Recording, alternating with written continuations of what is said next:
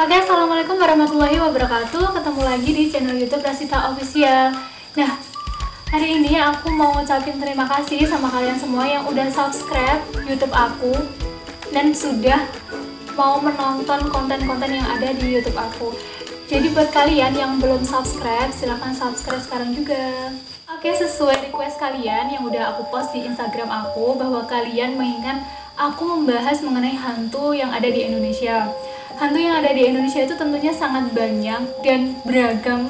Nah, nggak mungkin aku menjelaskan semuanya, jadi aku akan menjelaskan berapa hantu yang ada di Indonesia yang mendasar saja. Oke, baiklah, kita mulai hantu yang pertama. Hantu yang pertama yaitu kuntilanak. Mungkin kalian sudah sering dengar nama kuntilanak, atau mungkin bahkan kalian sudah menjumpai atau sudah pernah melihat sendiri bagaimana penampakan kuntilanak. Nah, ternyata kuntilanak ini berasal dari bahasa Melayu, yaitu Pontianak atau Kuntianak, atau biasa disingkat dengan Kunti. Nah, Kunti ini adalah hantu yang berasal dari perempuan hamil yang sudah meninggal dunia, dan ada yang berkata bahwa Kunti ini adalah wanita yang meninggal pada saat proses melahirkan anak tersebut. Jadi anak tersebut juga ikut meninggal dalam proses melahirkan itu. Nah, Pontianak sendiri itu berasal dari perempuan mati beranak. Nah, mitos dari hantu kuntilanak ini sangat mirip dengan hantu langsuir yang terkenal sekali di Asia Tenggara, khususnya di Nusantara. Nah, hantu kuntilanak sendiri ini ternyata sudah menjadi mitos yang umum di Malaysia karena dibawa oleh imigran-imigran dari Nusantara. Sesuai yang dijelaskan di awal tadi, bahwa bahasa Melayu dari kuntilanak adalah Pontianak. Mungkin kalian bertanya-tanya, apakah kota Pontianak itu sangat berkaitan erat dengan kuntilanak? Dan jawabannya adalah kota Pontianak dan kuntilanak itu berhubungan dan saling berkaitan erat. Konon katanya, salah satu pendiri kota Pontianak yaitu Syarif Abdurrahman bersama rombongannya saat menyisiri hutan yang dijadikan untuk tempat permukiman di delta Sungai Kapuas Kecil, Sungai Kapuas Besar, dan Sungai Landak. Ternyata ia diganggu oleh suara-suara makhluk astral yang diduga itu adalah suara dari kuntilanak. Hal itu membuat para pekerja ingin cepat menyelesaikan pekerjaannya dan ingin segera pulang ke rumahnya. Nah, hal itu sangat membuat Syarif Abdurrahman ini merasa terganggu, dan Syarif Abdurrahman ini memutuskan dan berinisiatif membawa Maryam ke dalam hutan, dan dilepaskanlah Maryam tersebut ke hutan, ke suara kuntilanak yang ada di hutan tadi. Nah, setelah dilepaskan Maryam tersebut, si kuntilanak itu tadi suaranya berangsur-angsur menghilang. Maka dari itulah kota Pontianak sangat berhubungan erat dengan kuntilanak. Namun ada juga yang menceritakan bahwa suara-suara tadi, suara-suara yang ada di hutan tadi itu adalah suara dari perompak yang mana bersembunyi di dalam hutan agar tidak diketahui oleh siapapun. Sebab daerah tersebut itu masih dibilang sangat aman dan sangat tertutup oleh rimbunnya hutan, sehingga suasana di sana itu terasa aman bagi mereka. Oke, selanjutnya kita bahas deskripsi dari kuntilanak. Deskripsi dari kuntilanak ini umumnya digambarkan sebagai wanita berambut panjang, cantik, dan berbaju putih. Deskripsi kuntilanak di berbagai daerah itu tentunya sangat berbeda.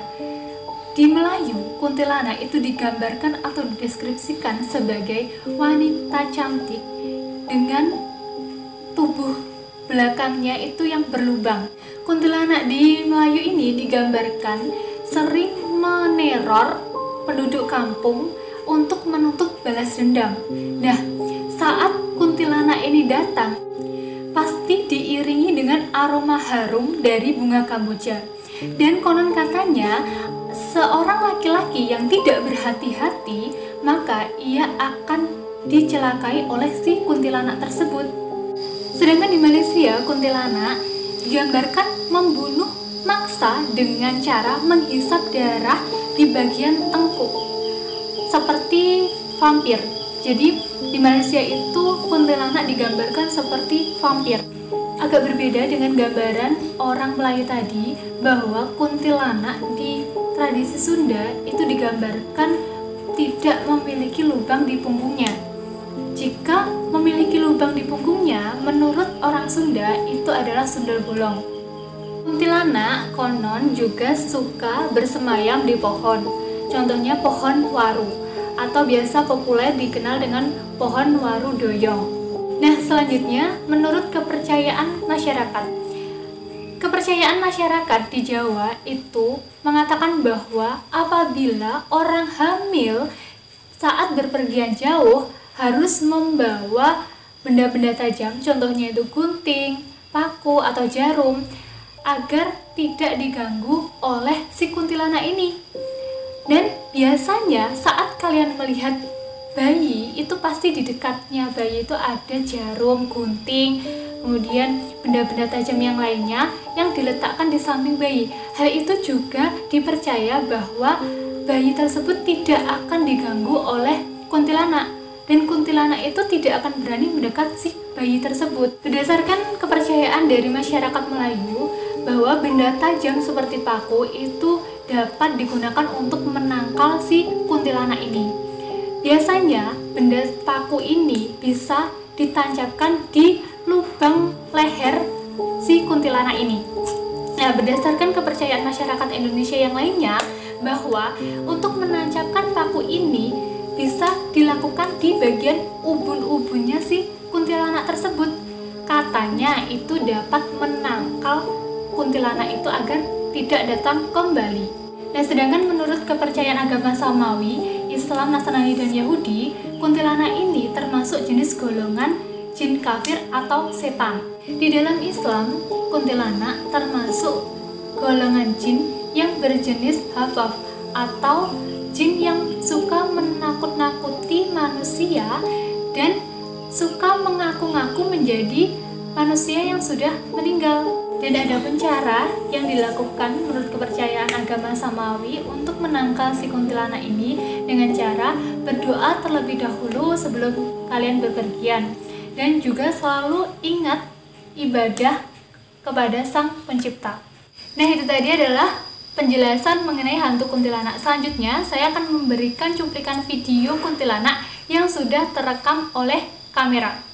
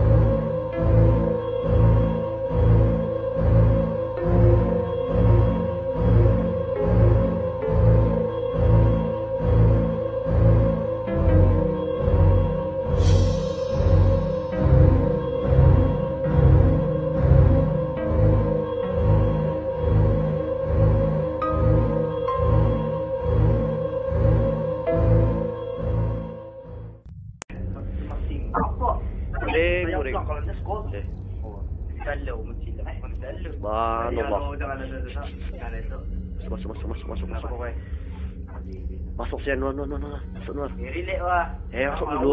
Asta mau majal. Bismillahirrahmanirrahim. Subhanallah. Masuk dulu, masuk. Mari kamu dulu. Asta bukan cali, bukan cali. Masuk dulu. Bukan cali ni.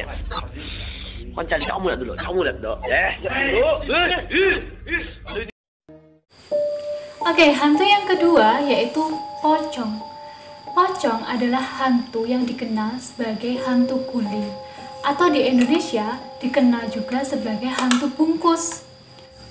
Nah, masyarakat itu sangat percaya dengan adanya si pocong ini.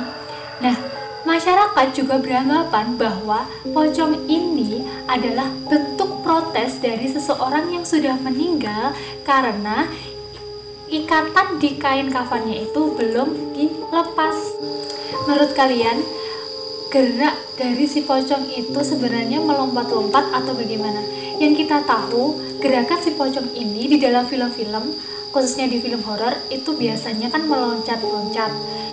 Nah, sebenarnya gerakan si pocong kalau dianggap asli itu adalah melayang-melayang. Jadi, kenapa kalau di film-film itu kok gerakannya meloncat-loncat? Gimana nggak meloncat? Karena si tubuhnya kan sudah diikat dengan kain kafan. Nah, bagaimana dia bisa melayang? Biasanya kan hanya meloncat-loncat. Maka dari itu kita biasanya mengenal kalau pocong itu meloncat-loncat. Nah, ternyata ini juga digunakan untuk melihat apakah pocong itu asli atau palsu. Kalau pocong asli itu biasanya melayang-layang gerakannya. Kepercayaan akan adanya hantu pocong ini hanya berkembang di Indonesia, khususnya di daerah Jawa dan Sumatera. Walaupun penggambarannya merupakan tradisi umat muslim, namun umat beragama lain pun juga mengakui keeksistensiannya si pocong ini. Di berbagai daerah di Indonesia sendiri mempunyai beragam versi mengenai pocong. Salah satunya adalah pocong plastik. Konon katanya, pocong plastik ini sempat menggegerkan warga di daerah Jakarta. Pocong plastik ini beredar dan muncul dikarenakan ada seorang wanita hamil yang dibunuh oleh pacarnya. Ketika mayat seorang wanita ini diotopsi di rumah sakit, ternyata terus mengucurkan darah. Nah, kemudian pihak rumah sakit memutuskan untuk membungkus mayat wanita tersebut menggunakan kantong plastik. Nah, maka dari itu muncullah pocong plastik. Nah, warga itu percaya bahwa kemunculan dari pocong plastik ini adalah arwah dari si wanita tadi yang ingin dibukakan ikatan kantong plastiknya tersebut. Lain cerita, di daerah Sidoarjo, Jawa Timur, ada versi penggambaran pocong dengan menaiki delman. Penduduk Sidoarjo ini biasa menyebutnya dengan andong pocong. Kisah yang disebut-sebut, cerita misteri hantu pocong andong ini sempat menggegerkan warga daerah Sidoarjo pada tahun 2007 hingga 2008. Hantu pocong ini telah menghantui warga Sidoarjo hampir setiap malam dengan suara khasnya gemerincing delman dan ketukan pintu di malam hari.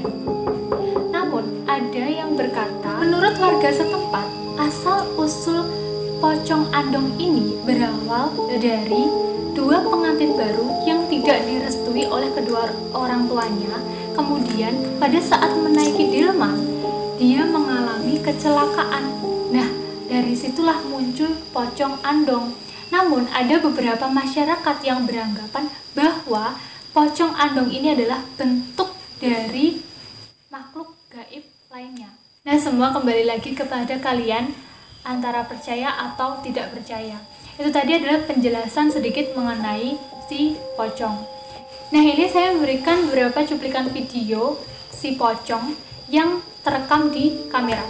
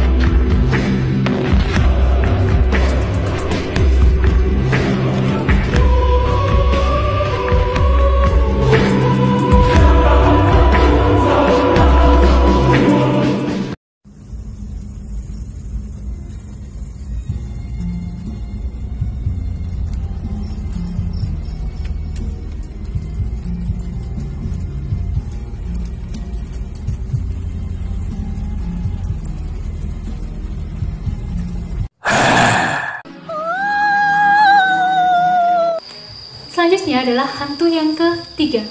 Hantu yang ketiga adalah genderuwo.